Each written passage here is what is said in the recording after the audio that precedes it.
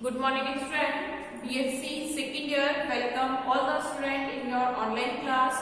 हम zoology paper first पढ़ रहे हैं जो कि हमारा है structure and function of invertebrates, या जिसकी हम बात करते हैं अकशेरुकियों की संरचना व कार्य की। इसमें हमने हमारा फर्स्ट टॉपिक स्टार्ट किया था जो कि हमारा है लोकोमोशन, या जिसको हम बोलते हैं प्रचलन या गमन। और उसमें हम जो पढ़ रहे हैं वो कूटपादीय गमन की बात कर रहे हैं, यानी कि हमने अमीबा में किसके बारे में पढ़ा है, लोकोमोशंस के बारे में पढ़ा है। तो लास्ट क्लास में हमने जो कूटपाद बनते हैं उनके बारे में देखा था कि कूटपाद जो होते हैं अलग अलग आकृति के बनते हैं और उनके टाइप्स की हम बात कर रहे थे। तो हमने लास्ट क्लास में लोगोपोडिया और फिलोपोडिया के बारे में पढ़ा था। अब नेक्स्ट हम इस क्लास में उनके बारे में आगे कंटिन्यूअसली स्टडी करते हैं। तो थर्ड टाइप का जो हमारा सूडोपोडिया बनता है उसको हम लिखते हैं रेटिक्युलोपोडिया या जालिकापाद, यानी कि थर्ड टाइप का है हमारा रेटिक्युलोपोडिया या जालिकापाद।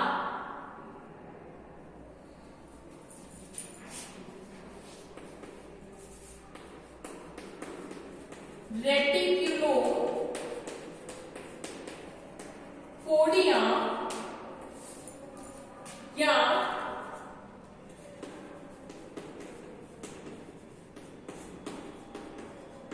जालिकापाद, क्या नाम है इसका? रेटिक्युलोपोडिया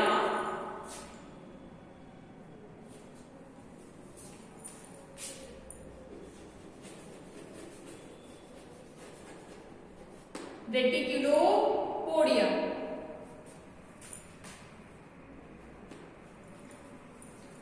लिखेंगे इसमें इन्हें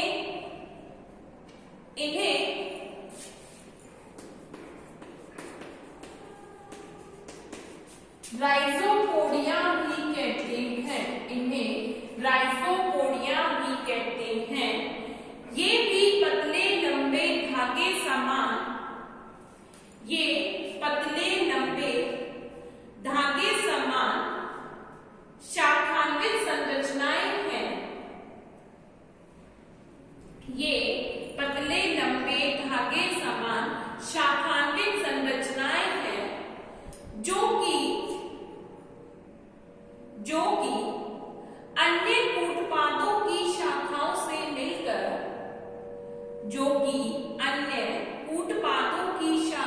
से मिलकर एक जाल समान संरचना का निर्माण करते हैं। जो अन्य कूटपादों की शाखाओं से मिलकर एक जाल समान संरचना का निर्माण करते हैं।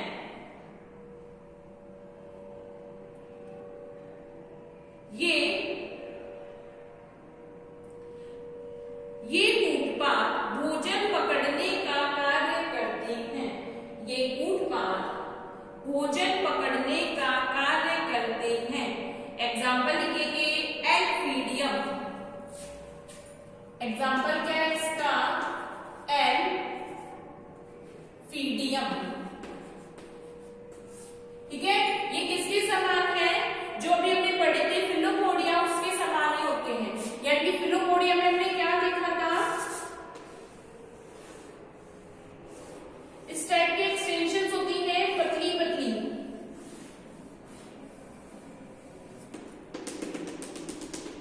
लेकिन साथ ही साथ क्या होते हैं, ये दूसरे कूटपाद के साथ भी ज्वाइन हो जाते हैं, जिससे इनमें क्या बन जाती है?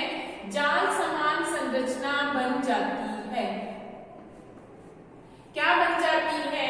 जाल समान संरचना। डायग्राम बनाएंगे, हेडिंग डालेंगे रेटिक्युलोपोडिया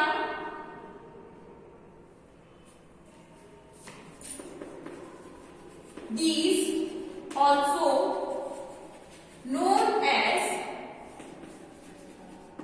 rhizopodia, these also known as rhizopodia, these are fine lobes, these are fine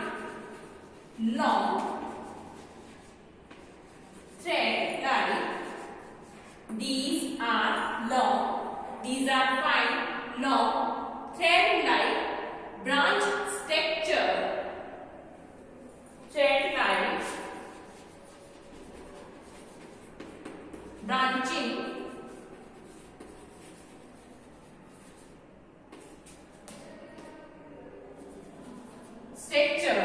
These are fine, long, thread-like structure. These branch join to form a network or reticulum. These branch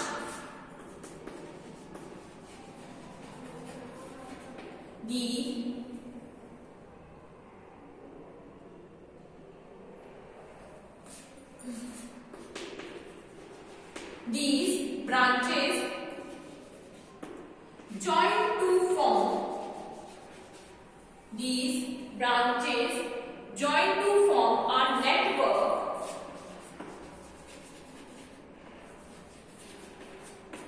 or reticulum.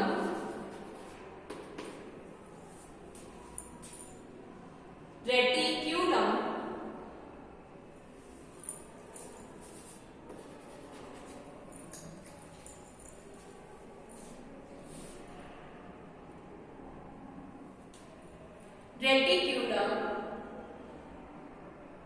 which help in trapping of food, which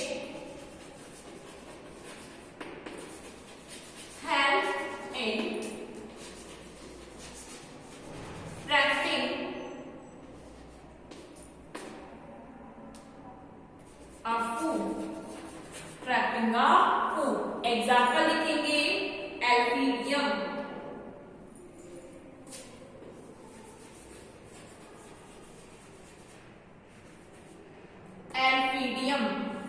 और ये diagram बनाएंगे। Last लिखेंगे एक्सोपोडिया या Akshapada. Last है एक्सोपोडिया या अक्षपाद।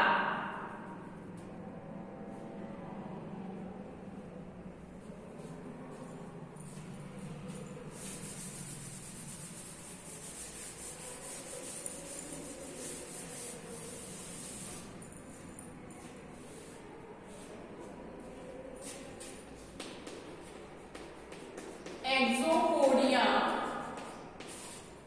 या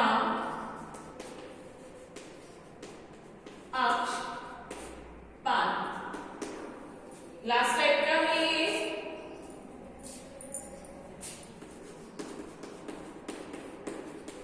एक्सोपोडियम,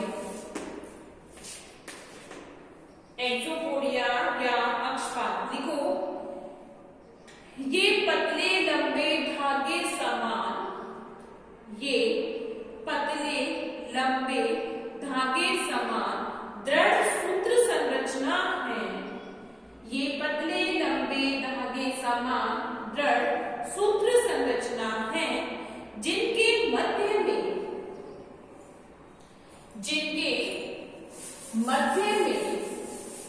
कठोर केंद्रीय अक्ष पाई जाती है।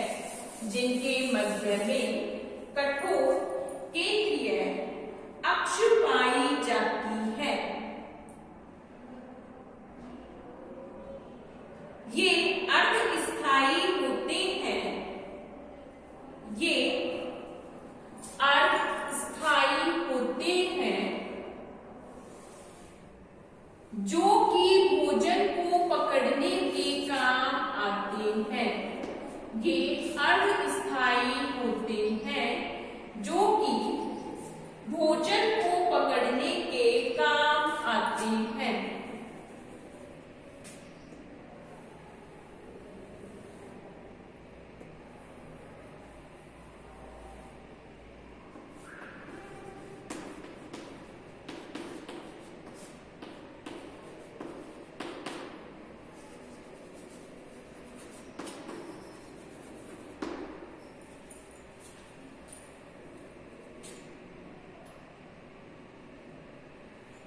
एग्जाम्पल लिखेंगे इसका। एग्जाम्पल है इसका एक्टिनोफ्रायस, एक्टिनोफ्रायस, एक्टिनोस्फीरियम, एक्टिनोफ्रायस,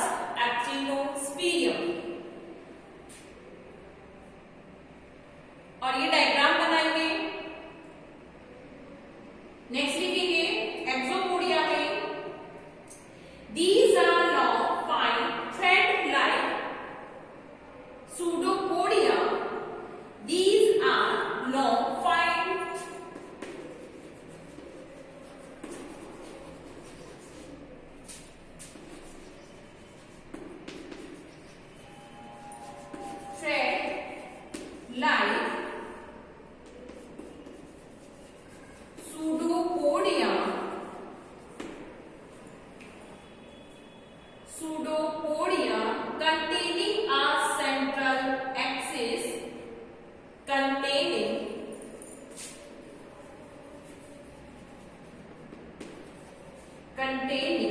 a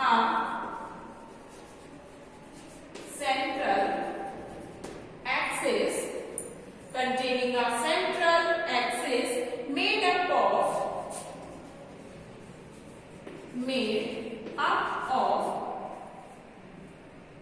endoplasmic fibrils,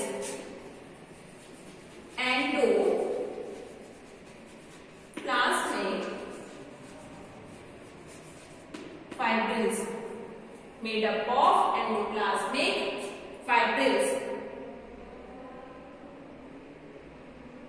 They are used for capturing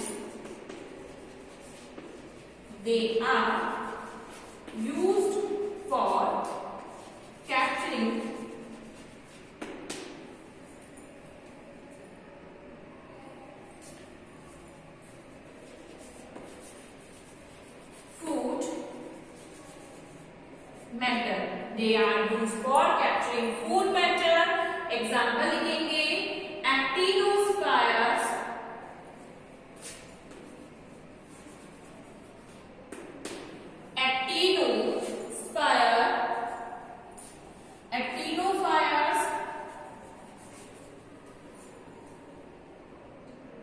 एक्टिनोस्फीरियम, एक्टिनोफ्रायस, एक्टिनोस्फीरियम।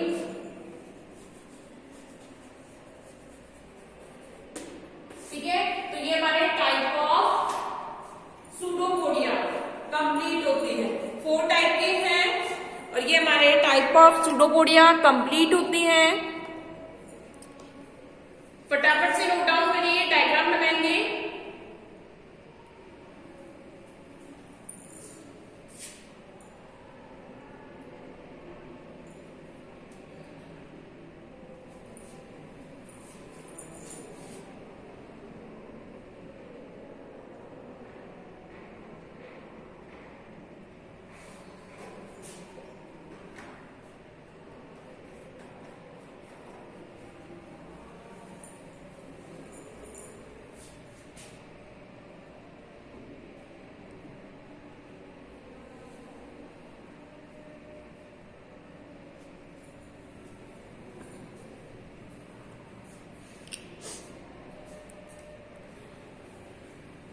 ठीक है, तो ये हमारे क्या कंप्लीट होते हैं टाइप्स ऑफ सूडोपोडिया। अब हम इसमें आगे कंटिन्यू करते हैं। अभी हमने टाइप्स पढ़े, अब हम पढ़ेंगे directly pseudopodia locomotion in amoeba. ठीक है, डायरेक्टली क्या पढ़ेंगे हम pseudopodia locomotion in amoeba.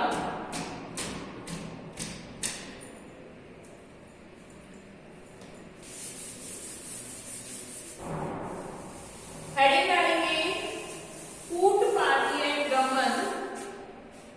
Amoeba में कूटपादीय गमन, pseudopodia locomotion in amoeba.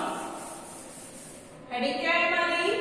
Amoeba में कूटपादीय गमन या सूडोपोडिया लोकोमोशन इन अमीबा।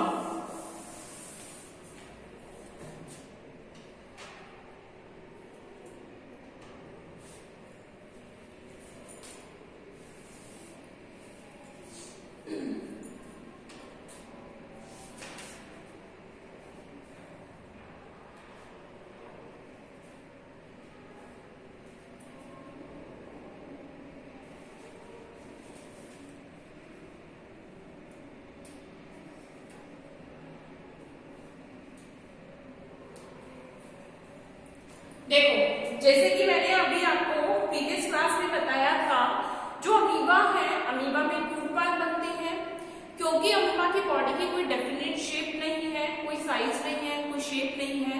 तो ये क्या है? इसके जीव द्रव्य की बहिर्वृत्तियां हैं, एक्सटेंशन ऑफ प्रोटोप्लाज्म है।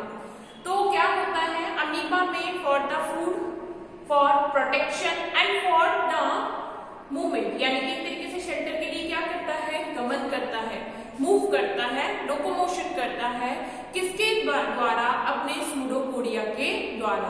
तो इन ये सूडोपोडिया क्या होते हैं, बनते हैं बिगड़ती रहती है, यानी जिस भी डायरेक्शन पे इसको जाना होता है उस डायरेक्शन में ये अपने प्रोटोप्लाज्मिक एक्सटेंशंस करता है और क्या फॉर्म करता है, सूडोपोडिया बनाता है। फिर जब उसका मोटिव कंप्लीट हो जाता है देन वो क्या हो जाता है, विथड्रॉन हो जाता है। तो इस तरीके से इसमें क्या हो रहा है, सूडोपोडियल लोकोमोशन प्रोसेस करता है। इन सूडोपोडिया के फॉर्मेशन के लिए बहुत सारे जो अलग अलग साइंटिस्ट हैं उन्होंने अपनी अपनी थ्योरीज दी हैं कि जो अमीबा है उनमें सूडोपोडिया का फॉर्मेशन किस टाइप से होता है। तो हम उन थ्योरीज के बारे में स्टडीज करेंगे। फर्स्ट ऑफ ऑल हमें क्या पता है कि जो अमीबा है उसमें जो सूडोपोडिया फॉर्म हो रहे हैं वो किसके थ्रू हो रहे हैं, प्रोटोप्लाज्म के थ्रू। तो अमीबा का जो प्रोटोप्लाज्म है वो टू कंडीशंस में डिवाइड होता है कि आउटर सरफेस का जो प्रोटोप्लाज्म है इट्स नोन एज एक्टोप्लाज्म, यानी जो बाहरी सेल मेम्ब्रेन की साइड में जो प्रेजेंट होता है उसको हम क्या कहते हैं, एक्टोप्लाज्म, और जो इनसाइड यानी मिड में प्रेजेंट होता है उसको हम क्या कहते हैं, एंडोप्लाज्म। तो ये एंडोप्लाज्म और एक्टोप्लाज्म किसके पार्ट है, प्रोटोप्लाज्म के ही पार्ट है, और इन दोनों के ही कन्वर्जन के थ्रू किसका फॉर्मेशन होता है, सूडोपोडिया का फॉर्मेशन होता है। तो हमने क्या हेडिंग डाली है, अमीबा में कूटपादीय गमन या सूडोपोडियल लोकोमोशन इन अमीबा। अब देखो मैंने आपको क्या कहा है कि हमारे माइंड में ये आता है कि क्वेश्चन किस टाइप से पूछा जाता है। तो यहाँ पर भी सूडोपोडियल लोकोमोशन पूछने के भी अलग अलग तरीके होंगे, या तो डायरेक्टली शॉर्ट नोट में आ सकता है कि अमीबा में कूटपाद या कूटपादीय गमन। शॉर्ट नोट में क्या निकाल सकता है, pseudopodial locomotion, right short note on pseudopodial locomotion, या फिर कंप्लीट एक क्वेश्चन आ सकता है कि कूटपादीय गमन को समझाइए। जब आपसे कंप्लीट 10 नंबर का क्वेश्चन पूछा जाता है और उसका डिवीजन करके पूछा जाता है कूटपादीय गमन, जैसे कि मैंने अभी आपको पेपर लिखा था, जो फर्स्ट पेपर हुआ था आपका, उसमें हर क्वेश्चन में डेफिनेशन आपको 2 मार्क्स की दी हुई थी, देन आपको उसका डिवीजन बताना था, यानी आपको उसके बारे में फर्दर डिस्कस करना था। या कोई क्वेश्चन ऐसा भी था जिसका डिवीजन कैसे था, 2 + 6 + 2। तो इस टाइप से अगर क्वेश्चन डिवाइड होके आ रहा है तो आपको आंसर भी उसी पैटर्न में ही देना है। आपका क्वेश्चन जिस हिसाब से जिस टाइप से पूछा जा रहा है आपको आंसर भी उसी हिसाब से देना है, ताकि आप उसके कुछ चीजों के मार्क्स गेन कर सके। अगर आपके 2 क्वेश्चन डेफिनेशन के हैं, डेफिनेटली आप उस डेफिनेशन को हाईलाइट करेंगे और आपको डेफिनेटली इसमें 2/2 ही गेन होंगे। तो इसलिए जब आपसे क्वेश्चन मार्किंग डिवीजन के अकॉर्डिंग पूछा जाता है तो आपको आंसर भी उसी टाइप से ही देना है, ठीक है। तो यहाँ पर जो क्वेश्चन अराइज होता है तो डायरेक्टली क्या आएगा, कूटपादीय गमन को समझाइए। अगर इस टाइप से पूछा जाता है तो आपको टाइप्स बताने हैं, देन आपको अमीबा में कूटपादीय गमन को समझाना है। या क्वेश्चन कैसे अराइज होता है, या आपसे डायरेक्टली पूछा जाता है define the pseudopodial locomotion in amoeba, तो आपको डायरेक्टली केवल अमीबा में ही सूडोपोडियल लोकोमोशंस के बारे में डिस्क्रिप्शन करना है। ऐसा नहीं है आप कंप्लीट डिटेल्स में उसको डिफाइन कर रहे हैं, ठीक है। लिखिए इस पे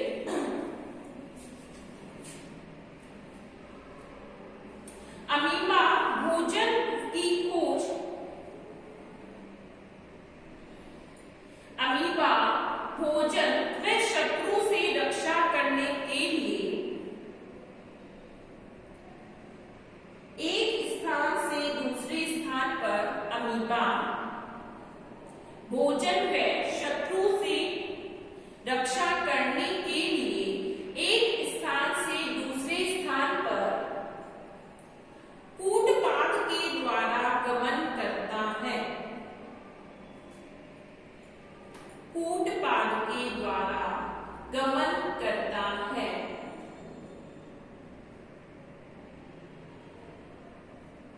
इन कूटपाद का निर्माण, इन कूटपाद का निर्माण कोशिका द्रव्य के आगे की ओर प्रवाहित होने से होता है। इन कूटपाद का निर्माण कोशिका द्रव्य के आगे की ओर प्रवाहित होने से होता है।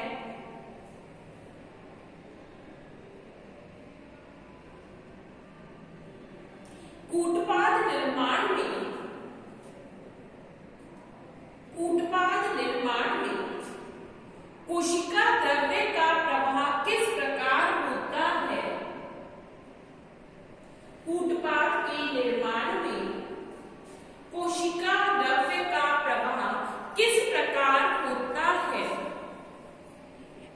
समझाने के लिए,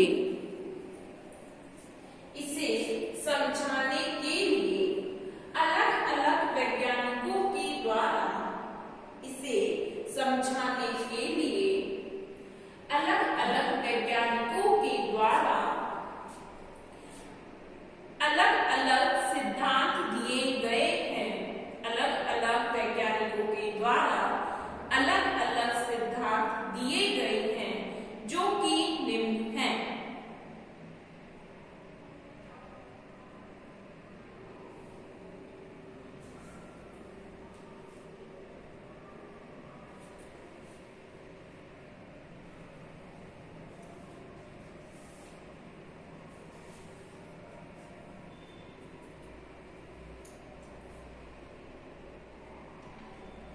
लिखिए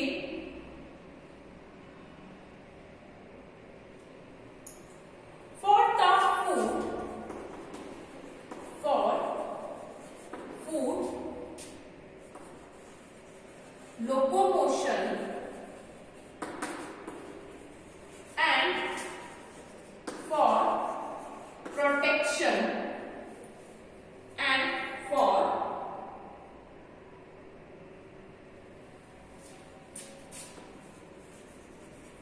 protection, amoeba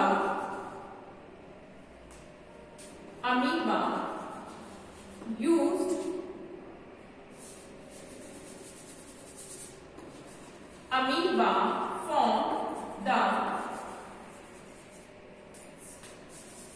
pseudopodia. Amoeba formed the pseudopodia for protection, for food locomotion and for protection. Amoeba formed the pseudopodia. The first observation of amoeboid movement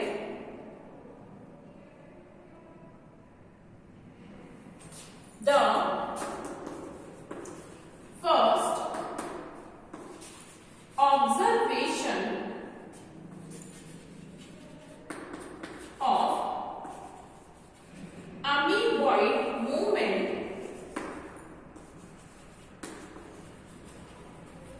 the first observation of amoeboid movement by Russell von Rossef movement by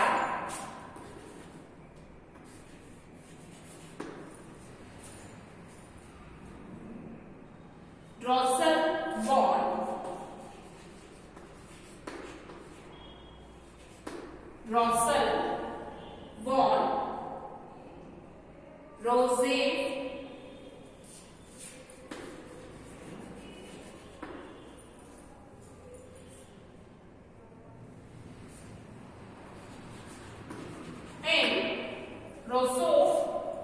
in 1755. The first observation of amoeboid movement by Russell von Rossef in 1755. There are many theories explained. There are many theories. There are many theories explaining the formation of pseudopodia. Many theories explaining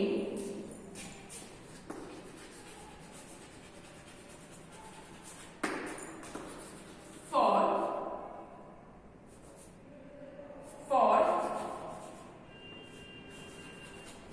pseudopodial locomotion. For pseudopodial locomotion, some theories are given below. Some theories are given below. Some theories are given below. First लिखेंगे इसमें contraction hydraulic theory. पहली theory है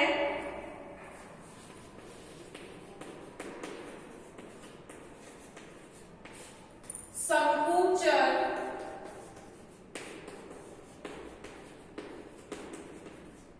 जलीय सिद्धांत। Contraction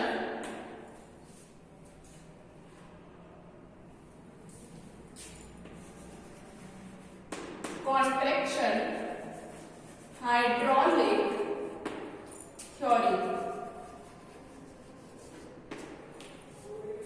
contraction hydraulic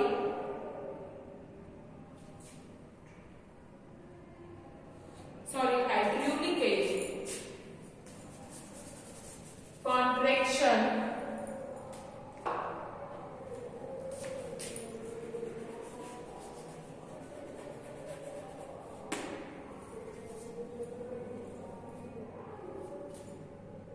contraction hydraulic theory. लिखो यह सिद्धांत 1875 में शुल्जे के द्वारा दिया गया। यह सिद्धांत 1875 में शुल्जे के द्वारा दिया गया। फर्स्ट ऑफ ऑल हम सभी थ्योरीज लिखेंगे, देन हम एक थ्योरीज के बारे में स्टडी करेंगे। ठीक है, पहली क्या है हमारी संकुचन जलीय सिद्धांत, या जिसको हम क्या कह रहे हैं, कॉन्ट्रैक्शन हाइड्रोलिक थ्योरी।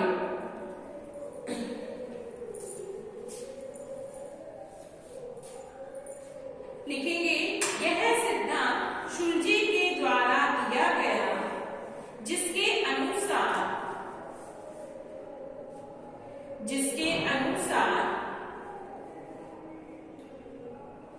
अमीबा में पश्च सिरे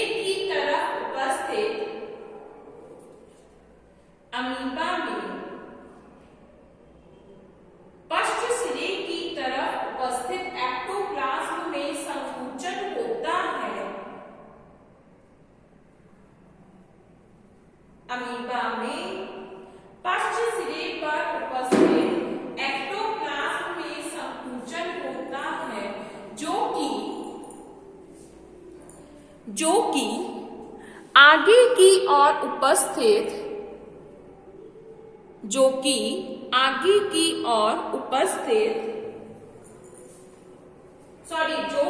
अंदर की ओर उपस्थित एक्टोप्लाज्म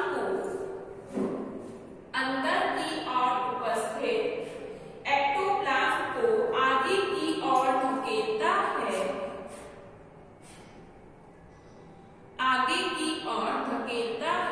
वह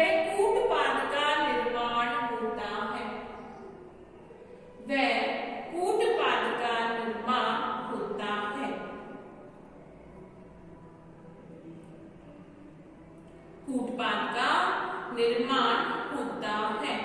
फिर से रिपीट करिए, यह सिद्धांत 1875 में शुल्जे ने दिया, जिसके अनुसार अमीबा में पश्च छोर पर उपस्थित एक्टोप्लाज्म में संकुचन होता है, जो अंतर उपस्थित एंडोप्लाज्म को आगे धकेलता है। वह कूटपाद का निर्माण होता है। लिखेंगे contraction hydraulic theory. This theory is given by शुल्जे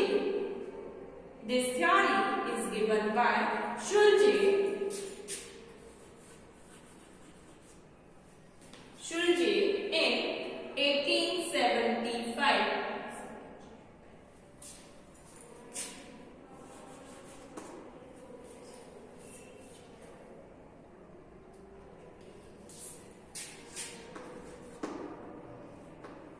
This theory is given by Schulze in 1875. According to this theory,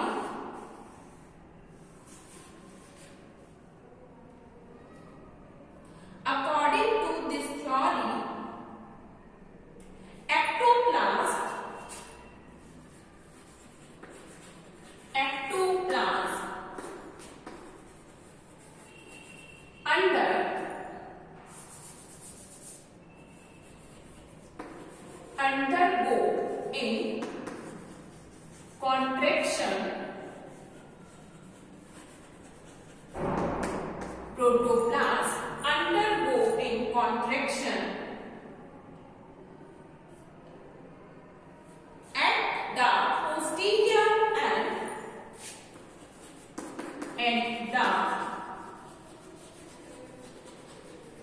posterior and endoplast undergo in contraction at the posterior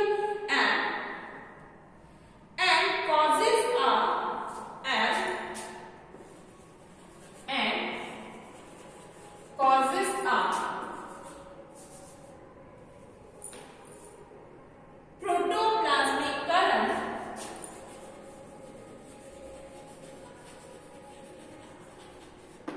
protoplasmic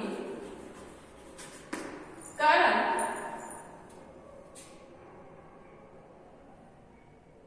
to flow forward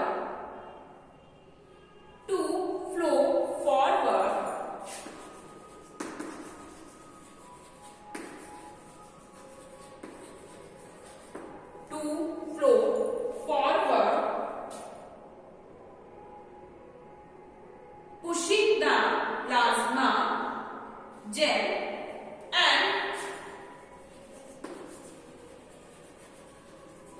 pushing the endoplasm to move forward, pushing the endoplasm to move forward.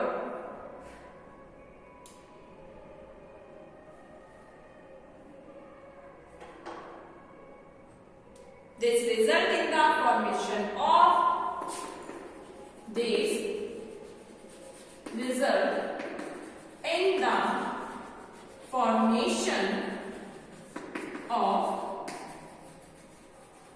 pseudopodium. This result in the formation of pseudopodium. ठीक है, तो आज की class हमारी यही complete होती है। Next class में हम ऑर्थोलिस के बारे में स्टडीज करेंगे और हम हमारा टॉपिक कंटिन्यू करेंगे। Thank you students. इसको नोट डाउन करें।